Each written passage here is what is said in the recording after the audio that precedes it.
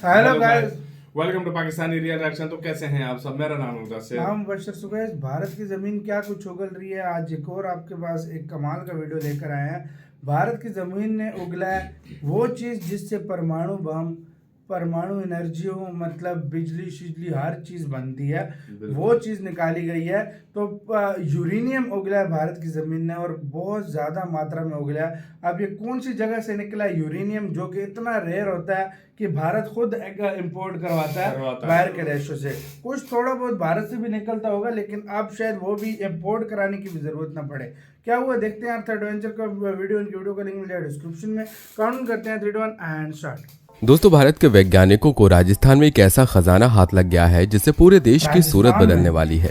इस खजाने के बल पर न सिर्फ भारत परमाणु हथियारों के मामले में सबसे टॉप पर पहुंच जाएगा, बल्कि इसके जरिए देश में बिजली की कमी भी दूर कर देगा। इसके अलावा भारत की अर्थव्यवस्था में इतना ज्यादा उछाल आ जाएगा कि अमेरिका, चीन भी इसके आगे बहुत जल्दी फेल होते हुए नजर आएंगे। दोस्तों, यही वो खजाना है जिसके बल पर रूस और अमेरिका सुपर पावर बने हुए हैं और अपनी परमाणु शक्ति से दुनिया को डराते हैं। लेकिन अब सुपर पावर बनने की बारी भारत की आ गई है और वो इस खजाने के बल पर पूरी दुनिया पर राज करेगा।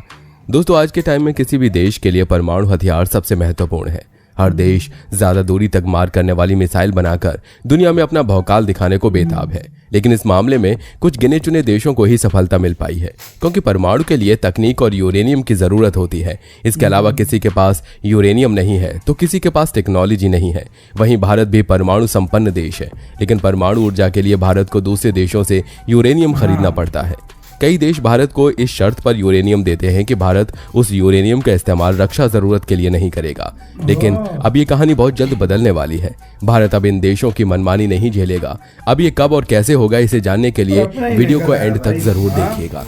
दोस्तों, हमारी धरती हमारी माँ है और इस धरती को माँ का दर्जा यूं ही नहीं दिया गया है, क्योंकि जहाँ एक ओर ये हमारे पालन पोषण के लिए हमें अनाज और पानी देती है, वहीं इसके गर्भ में अनगिनत अमूल्य रत्न की खदानें भी हैं, जिनमें से कुछ तो दुनिया की नजरों में हैं, लेकिन बहुत सारी ऐसी खदानें आज भी धरती में छिपी हुई हैं जिनके बारे में दुनिया में किसी को भी नहीं पता। लेकिन आए दिन कहीं ना कहीं किसी न किसी धातु की खदान मिलने की खबरें आती रहती हैं, फिर चाहे वो खदान कोयले की हो, सोने की हो या फिर मैग्नीज या यूरेनियम की हो। हर एक खदान अपने आप में किसी खजाने से कम नहीं होती है। आप में से बहुत ही कम लोग ऐसे होंगे जो यूरेनियम के बारे में जानते होंगे। तो दोस्तों, सबसे पहले तो हम आपको यही बता देते हैं कि आखिर यूरेनियम क्या बला है। तो दोस्तों, धरती के अंदर एक ऐसी चीज पाई जाती है जो देखने में बहुत ही सुंदर और सफेद चमकदार होती है और हवा के संपर्क में आने पर अपने आप ही जल उठती है। इसका नाम है यूरेनियम। यह प्रकृति में बिल्कुल फ्री स्टेट में नहीं पाया जाता, बल्कि एक कंबाइंड स्टेट में पाया जाता है, जिसे कुछ प्रक्रिया के द्वारा शुद्ध रूप से निकाला जाता है। यूरेनियम तत्व की खोज 1789 में जर्मन वैज्ञानिक ने जमीन से निकलने वाले एक मिनरल से की थी। उन्होंने इस तत्व का नाम यूरेनस ग्रह के आधार पर यूरेनियम रखा था। यूरेनियम के निर्माण के बारे में ऐसा कहा जाता है कि इसका निर्माण धरती पर शुरुआत से पहले ही हो चुका था। दरअसल यूरेनियम एक रेडियो एक्टिव पदार्थ है और इसलिए इसका उपयोग कई सारे कामों के लिए किया जा सकता है। यूरेनियम कार्बाइड अमोनिया के उत्पादन में उत्पीड़क के रूप में किया जाता है।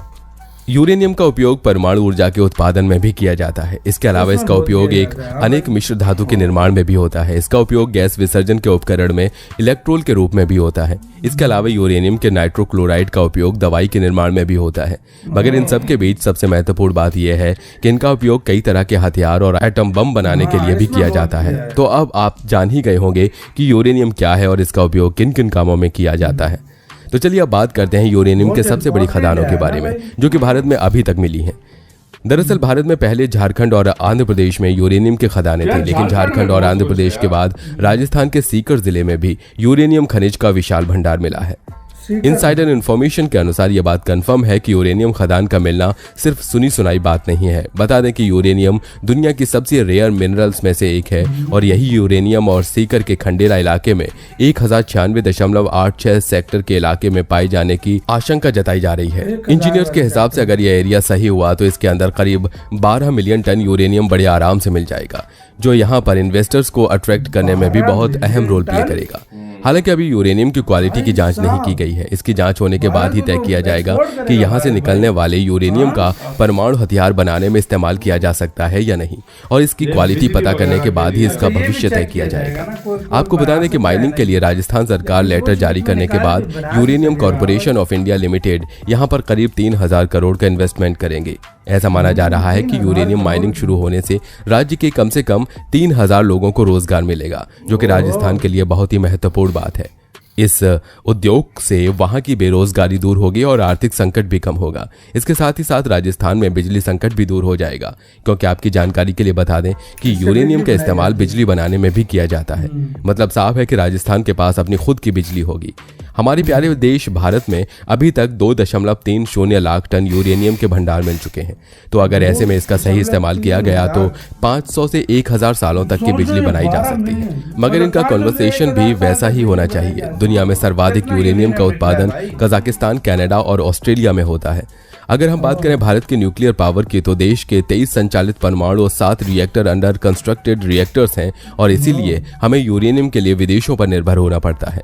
तो ऐसे में अगर भारत में इसी तरह की यूरेनियम भंडार पाए जाते रहे तो भारत में बिजली उत्पादन में कभी कमी ही नहीं आएगी, और यह भी हो सकता है कि आगे जाकर हम लोग न्यूक्लियर मार्केट को लीड कर सकें। राजस्थान के जिस इलाके में खदानें मिली हैं वहां पर पिछले 2 दशकों से सर्वे चल रहा था, जिस पर अब पूरी तरह से गवर्नमेंट की मोहर लग चुकी है।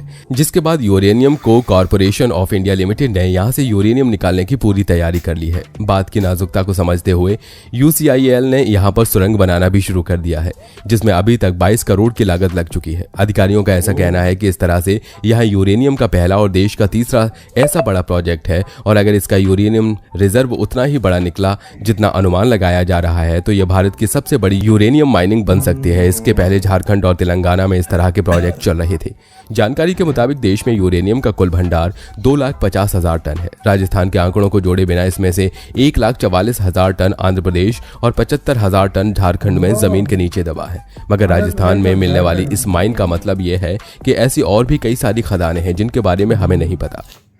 ऐसे ही था तो यार वीडियो खत्म ये था यार सीन।